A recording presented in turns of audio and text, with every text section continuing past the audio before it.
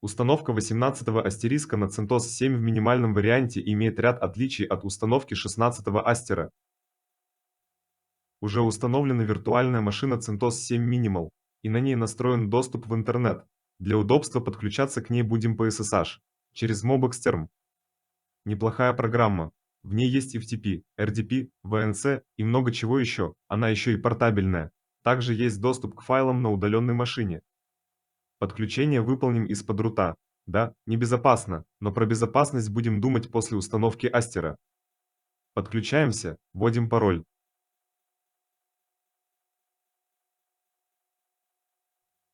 Проверяем, что за система. CentOS 7.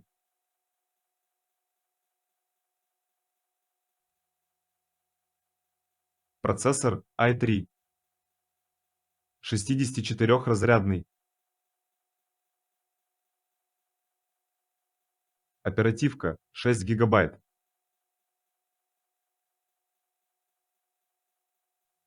Жесткий диск 10 ГБ. Достаточно. Из любопытства выведем информацию о BIOS.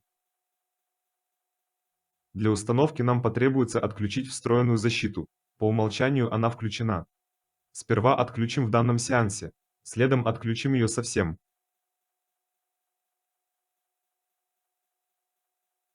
Теперь после перезапуска она не включится и позволит нам установить астер и необходимые пакеты. Пришло время выключить Firewall. По умолчанию включен.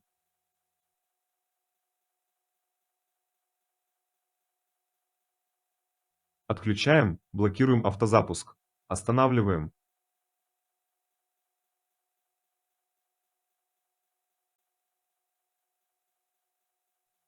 Перед установкой необходимых пакетов и самого астера обновим установленные VS-пакеты.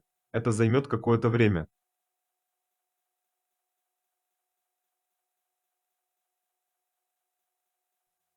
Видим список обновленных библиотек и пакетов.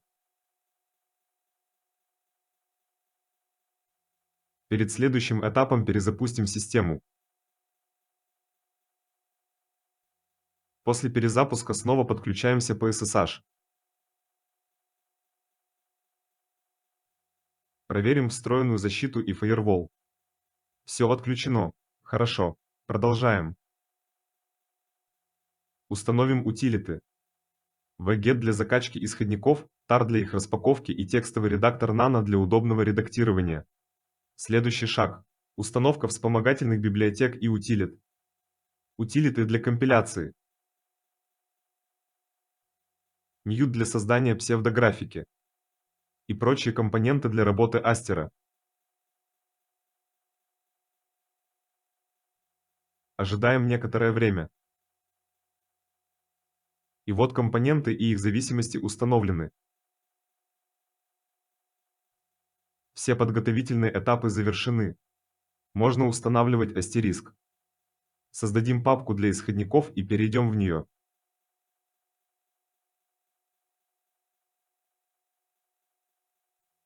Утилиты wget скачаем исходники 18-го астера с официального сайта.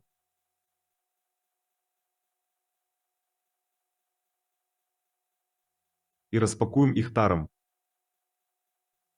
Перед установкой астера рекомендуется установить DAGD или PRI, но на виртуальной машине нет необходимости из-за отсутствия физических плат DAGD. Поэтому сразу перейдем к сборке астера. Еще раз уточним разрядность системы.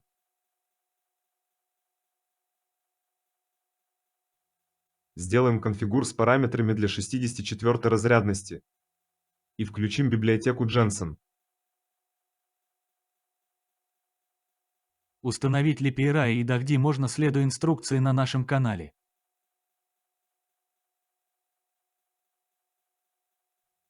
Конфигур подготовит исходники, подгрузит различные зависимости и библиотеки. Появление логотипа астериска указывает на то, что все прошло хорошо. Команда Make Menu Select позволяет добавить в астер дополнительные модули, аппликейшены, локализованную озвучку и прочее.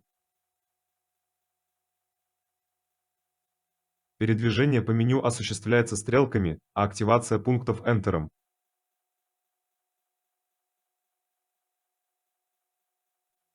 Такая красота графики – заслуга компоненты Newt, которую мы установили ранее. Без нее интерфейс был бы черно-белым и не столь удобным.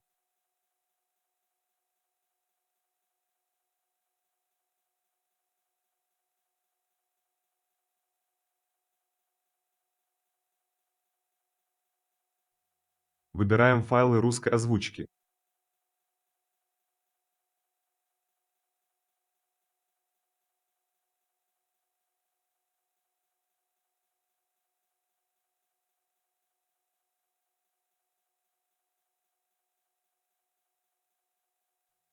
После выбора желаемых компонентов не забываем нажать Save and Exit для выхода с сохранением.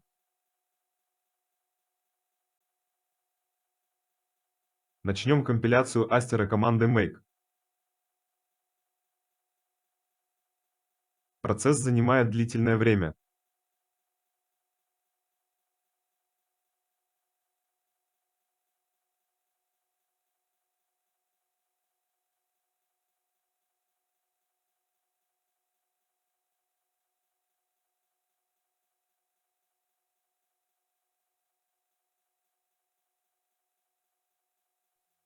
После make выведена подсказка о необходимости make инсталла, что мы и сделаем.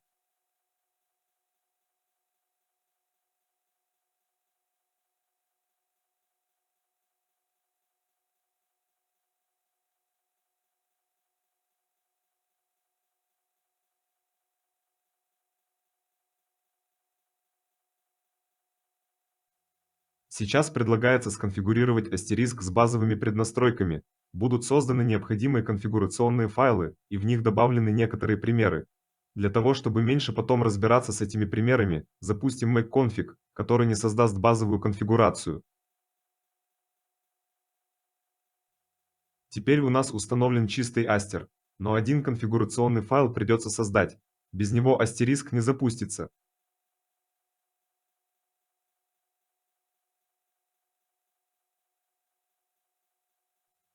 Добавим астериск в автозагрузку.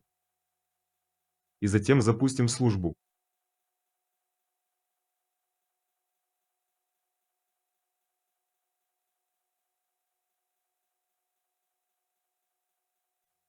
Наш астериск готов. Зайдем в консоль и посмотрим на него.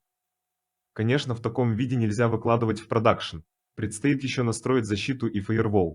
Также нужно настроить запуск от пользователя, а не от рута. Создание необходимой конфигурации астера тоже займет немало времени. Сейчас мы только установили его. Все команды из ролика вы можете посмотреть в нашем телеграм-канале. Спасибо, что досмотрели ролик до конца. Продолжение следует.